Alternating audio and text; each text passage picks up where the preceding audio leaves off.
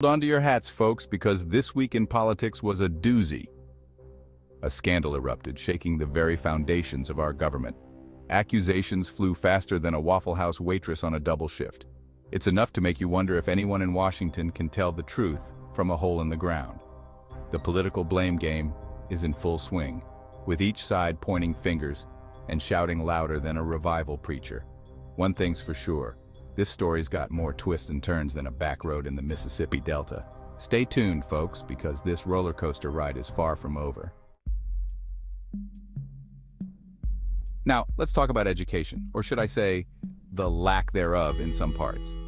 It's a topic that has been debated for generations, yet it seems we are still struggling to find a balance between what is taught in textbooks and what common sense tells us.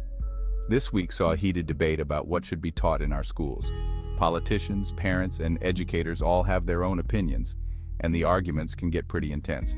Everyone seems to have a different idea of what is best for our children. Some folks seem to think we need to rewrite history books to fit their own agendas. They believe that by changing the narrative, they can shape the minds of the next generation. But is that really the right approach? It's enough to make your head spin faster than a tornado in a trailer park. The chaos and confusion surrounding this issue are overwhelming, and it's hard to know who to trust or what to believe. We need to protect our children from dangerous ideas, one politician proclaimed. But what exactly are these dangerous ideas? And who gets to decide what is dangerous and what is not? Well, I've got news for you, buddy. Shielding kids from reality doesn't prepare them for the real world. In fact, it does the opposite. By sheltering them, we are doing them a disservice.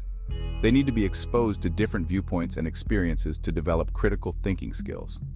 Look, I'm all for teaching kids critical thinking skills, but trying to whitewash history or push a particular ideology is just plain wrong.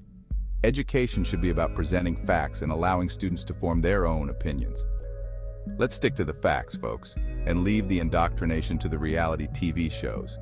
Our children deserve an education that prepares them for the complexities of the real world, not one that hides the truth or promotes a biased agenda. It's time to put common sense back into our education system. You know what really grinds my gears? When our elected officials treat taxpayer money like it's their own personal piggy bank. This week, news broke of a lavish spending spree by members of Congress, including a trip to a fancy spa. I mean, come on, we work hard, one congressman whined. We deserve a little pampering. Oh, I'm sorry, I thought serving the people meant actually, serving the people, not getting a seaweed wrap on the taxpayer dime. It's this kind of entitled behavior that makes folks lose faith in our government. These politicians need a reality check, and quick. Healthcare. It's a topic that gets folks riled up faster than a hornet's nest. This week, the debate over healthcare reform raged on with no end in sight. One side wants to dismantle the Affordable Care Act, while the other side wants to expand it. Meanwhile, the rest of us are just trying to figure out how to afford a doctor's visit. We need to repeal and replace Obamacare, one politician shouted. Well, that's a catchy slogan and all, but what's the plan, Stan? The healthcare system is a mess, that much is clear, but until our elected officials can agree on a solution, we're all stuck in this tangled web of bureaucracy and sky-high costs. Section 5. Immigration impasse. Can't we all just get along? Immigration is another hot-button issue that always seems to divide folks. It's a topic that stirs up strong emotions and opinions, often leading to heated debates and passionate arguments. This week, the debate over immigration reform reached a fever pitch, with both sides digging in their heels. Politicians, activists, and everyday citizens are all voicing their perspectives, making it clear that this is an issue that affects everyone. It's enough to make you want to build a wall around yourself, just to block out the noise. The constant barrage of conflicting viewpoints can be overwhelming, leaving many feeling stressed and anxious. We need to secure our borders, one side cries. They argue that national security and economic stability depend on strict immigration controls. We need to provide a path to citizenship, the other side retorts. They emphasize the importance of compassion, human rights, and the contributions immigrants make to society. Look, I get it. Immigration is a complex issue with no easy answers. It's a multifaceted problem that requires thoughtful consideration and nuanced solutions. But can't we at least try to approach it with a little compassion and understanding? Instead of shouting past each other, let's listen and engage in meaningful dialogue. After all, we're all just trying to make a better life for ourselves and our families. At the end of the day, we share common goals and dreams. Let's work together to find common ground and create a future where everyone can thrive.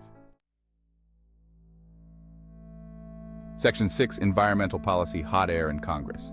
This week, the halls of Congress were filled with heated debates and passionate speeches as our elected officials tackled the pressing issue of environmental policy. The environment, it's the only planet with beer, folks. And yet, despite this undeniable fact, the urgency to protect our planet seems to be lost on some of our leaders. Yet our elected officials can't seem to agree on how to protect it. The debates are often more about scoring political points than finding real solutions. This week, the debate over environmental policy continued, with some politicians denying climate change altogether. It's a frustrating spectacle, watching leaders argue over the existence of a problem that scientists have been warning us about for decades. It's enough to make you wonder if they're living on the same planet as the rest of us. While the majority of the public recognizes the need for action, some of our leaders seem to be stuck in a different reality. Climate change is a hoax, one politician boldly declared. Such statements not only undermine scientific consensus, but also stall progress on critical environmental initiatives. Well, I've got news for you, buddy. The only hoax here is your understanding of basic science. The data is clear, the evidence is overwhelming, and the time for action is now. We need to take action on climate change, and we need to do it now. From renewable energy projects to conservation efforts, there are countless ways we can make a difference. Otherwise, we're going to leave our children and grandchildren a planet that's hotter than a jalapeno pepper eating contest. The stakes are high, and the future of our planet depends on the decisions we make today. It's time for our leaders to put aside their differences and work together for the common good. The health of our planet and the well-being of future generations depend on it. Section 7, the economy. Are we headed for a recession? The economy, it's the engine that drives our nation. But lately, it's been sputtering like a beat-up pickup truck. This week, economic indicators were mixed, leaving experts scratching their heads. Are we headed for a recession? Or is this just a temporary blip on the radar? The economy is stronger than ever, one politician boasted. Well, that's great if you're living in a gated community and sipping champagne wishes and caviar dreams. But for the rest of us, the economic reality is much harsher. Wages are stagnant, the cost of living is skyrocketing, and the American dream seems further out of reach than ever before. Section 8. Foreign policy faux pas, another diplomatic disaster. Foreign policy, it's a delicate dance, and this week, our government tripped over its own 2 feet. From botched negotiations to ill-advised tweets, it was a week of diplomatic disasters. It's enough to make you wonder if anyone in charge has ever taken a basic international relations course. We're going to make America great again, one politician declared. Well, you're not doing a great job so far, buddy. Our foreign policy should be based on diplomacy, cooperation, and respect for other nations. Instead, it seems like we're alienating our allies and emboldening our enemies. Section 9. The Supreme Court, shifting sands of justice. The Supreme Court. It's the highest court in the land, and its decisions have far-reaching consequences for all Americans. This week, the court heard arguments in several high-profile cases, covering everything from abortion rights to gun control. It's enough to make you realize that the future of our nation is hanging in the balance. We need to uphold the Constitution, one side argues. We need to interpret the Constitution in a modern context, the other side counters. The Supreme Court is supposed to be above politics, but in today's hyper-partisan environment, that seems like a distant dream.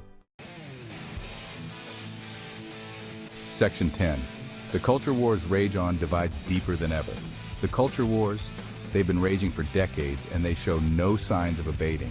This week, the battle lines were drawn over everything from LGBTQ+ rights to freedom of speech.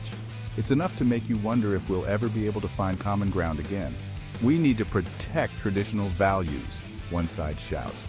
We need to embrace diversity and inclusion, the other side retorts. The culture wars are a distraction from the real issues facing our nation. They're a way for politicians to divide us and conquer us, while they line their own pockets and consolidate their power. Section 11. What in the world is going on? So there you have it, folks. Another week in the wacky world of American politics. From scandals to controversies to downright absurdity, it's enough to make you want to throw your hands up in despair. But don't give up hope just yet. We, the people, have the power to change things. We need to hold our elected officials accountable, demand better from our leaders, and most importantly, get involved in the political process. Because if we don't, then who will?